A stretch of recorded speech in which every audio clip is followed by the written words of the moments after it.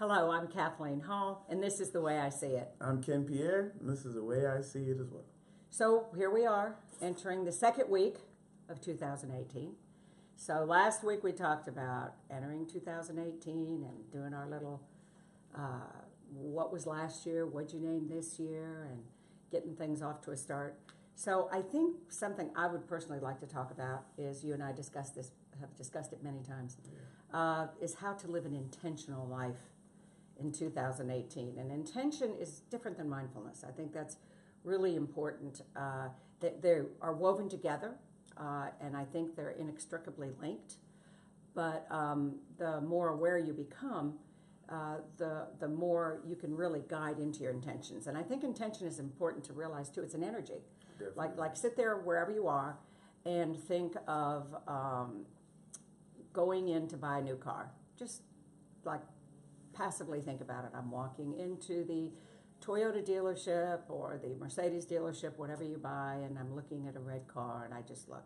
Now, do another little guided imagery where you are going to buy that car. And this year in 2018, I'm going to walk in and buy the car, whatever it is that I want.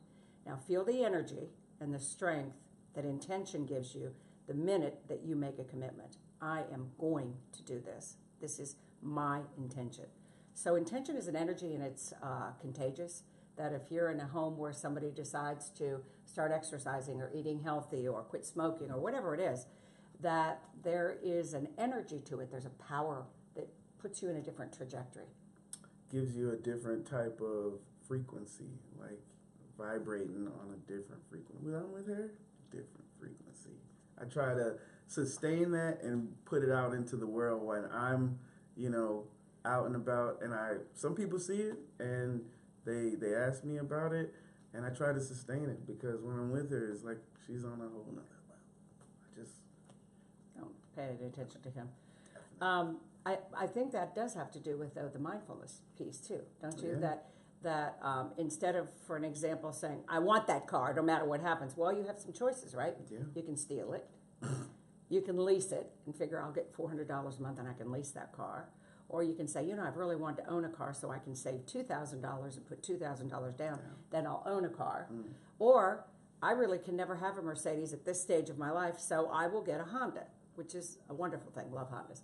But my thing is your intentions are really, really powerful as far as driving you into your life.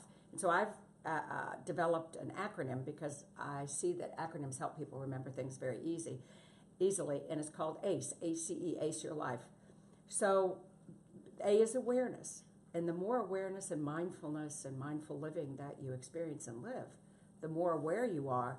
I don't like this apartment or home I'm living in. I don't like my partner. It doesn't bring me energy. I'm living with a vampire, or my job is a vampire, or my children. Whatever it is, and the opposite side is, this gives me light and life when I run in the morning, when I get up and meditate for that 10 minutes. Whatever it is, the awareness piece is huge for intention, because you can't change anything and have an intention to change anything unless you're aware. And then next is the choice. So once you become aware, then you make a choice. Like, I am going to live this way. I've exercised a couple times this morning with a buddy, but I just would rather sleep, or I'm just not going to do it because the kids want me to do so-and-so. So there's always a choice involved. And then next is the experience, the E, the experience of the energy that you have from the choice you made and your awareness. So it's a constant life cycle of awareness. The more aware you become, you make a choice, then you make that choice, and then you see how you feel, or how's it panning out in your life. True. Are you getting closer to that goal, whether it's buying a car or a home, or maybe cursing less, or not being so angry, whatever that intention is for you. How have you seen intention in your own life? So intention has worked for me tremendously, because I feel like when you have an intention, it's a plan. You can't go through life without a plan. You need to really sit down and see what you want. Once you write it down, and it's a vision. It's something to strive towards. And I recently have a more intentional life. I feel like I was going through life just doing whatever I wanted to do, and it didn't have a clear path. I have a clear path. Girls. And I just am ready to take the world by storm. Yeah. that was all about the awareness. Well, and I love what Ken threw in. We around here we talk about energy a lot because especially with mindfulness, and I love the frequency. So pretend that you're on 90.1 and you have an intention, and then all of a sudden it changes to 98.5 or 101.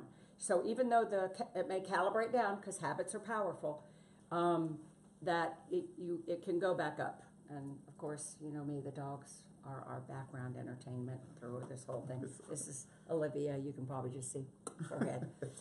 Olivia and Grace. So those are our two unseen partners. Well, they pop up from time to time. Yeah.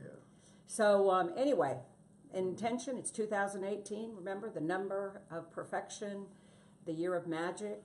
It's an auspicious year, so you make it an intentional year for you. And like fitness goals, you know, you just got to make this intention a part of your lifestyle. You can't do the same thing and expect the same results. So see what's not working and execute your plan to make it a better lifestyle. Okay, and have a great 2018. I agree. My name is Kim Pierre. This is the way I see it. And I'm Kathleen Hall. This is the way I see it. You guys have a great week. Have a good day.